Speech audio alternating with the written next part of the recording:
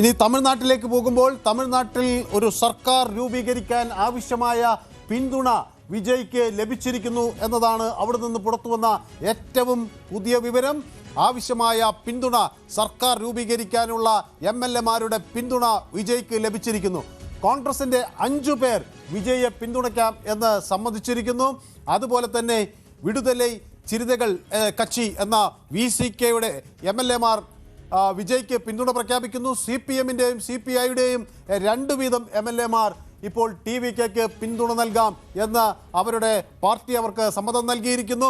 അപ്പോൾ ഭൂരിപക്ഷത്തിന് ആവശ്യമായ 118 സീറ്റുകളാണ് അവിടെ ആവശ്യം. അത് വിജയ്ക്ക് നേടാൻ കഴിഞ്ഞിരിക്കുന്നു. എന്നോടൊപ്പം അനുമോദ് ചേരുന്നു. അനുമോദ്, നേരത്തെ ഈ VCK പോലുള്ള പാർട്ടികൾ അവരെ വാട്സപ്പിലാണ് വിജയ് പിന്തുണയ്ക്ക് സമീപിച്ചത് എന്നൊക്കെ തരത്തിലുള്ള പരിഹാസമൊക്കെ നടത്തിയിരുന്നു. ഇപ്പോൾ അതെല്ലാം മറന്ന് ഇവരെല്ലാം ഒന്നിച്ച് വിജയ്ക്ക് പിന്തുണ കൊടുക്കുന്ന ഒരു സാഹചര്യം വന്നിരിക്കുന്നു.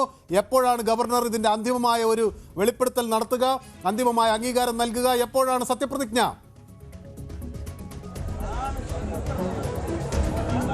മനു, തമിഴകത്തെ ഈ തെരഞ്ഞെടുപ്പ് നാടകീയതയ്ക്കെല്ലാം തന്നെ ഇപ്പോൾ ഒരു അവസാനം വന്നിരിക്കുന്നു. വിജയ് മുഖ്യമന്ത്രിയാകുമെന്ന് ഏറെക്കുറെ ഉറപ്പായിട്ടുണ്ട്. വിജയ്ക്ക് പിന്തുണയുമായി CPI-യും CPM-ഉം പിന്തുണ പ്രഖ്യാപിച്ചു കഴിഞ്ഞിരിക്കുന്നു. VCK അല്പസമയത്തിനകം ഈ പിന്തുണ പരസ്യമായി പ്രഖ്യാപിക്കുമെന്ന് ഇടതു നേതാക്കളും വ്യക്തമാക്കി കഴിഞ്ഞിട്ടുണ്ട്. അതോടെ ആവശ്യമായ 6 MLA-മാരെ കൂടി ലഭിച്ചതോടെ കേവല ഭൂരിപക്ഷത്തിലേക്ക് വിജയ് എത്തിയിരിക്കുകയാണ്. ഇന്ന് തന്നെ വിജയ് മുഖ്യമന്ത്രി പദവിക്കായിട്ട് ഗവർണറെ കാണും, കത്ത് നൽകുമെന്നാണ് അറിയാനാകുന്നത്. ഒരുപക്ഷെ ഞായറാഴ്ചയോ തിങ്കളാഴ്ചയോ ആയിരിക്കും സത്യപ്രതിജ്ഞ എന്ന വിവരങ്ങളാണ് ലഭിക്കുന്നത്.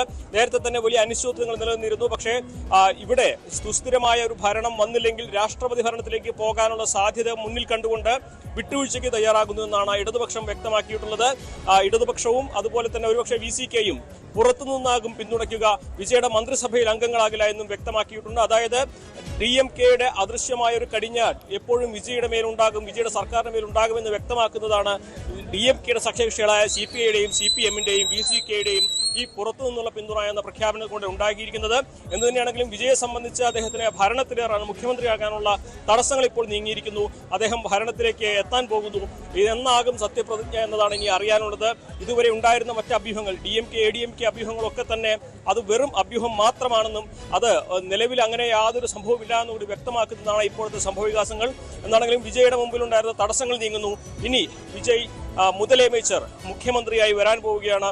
അടുത്ത ഘട്ടം ഗവർണറെ കാണുക, തനിക്ക് പിന്തുണയുണ്ടെന്ന് അറിയിക്കുക, ശേഷം സത്യപ്രതിജ്ഞ. എന്താണെങ്കിലും അനുമോദ് നൽകുന്ന വിവരം അതാണ്.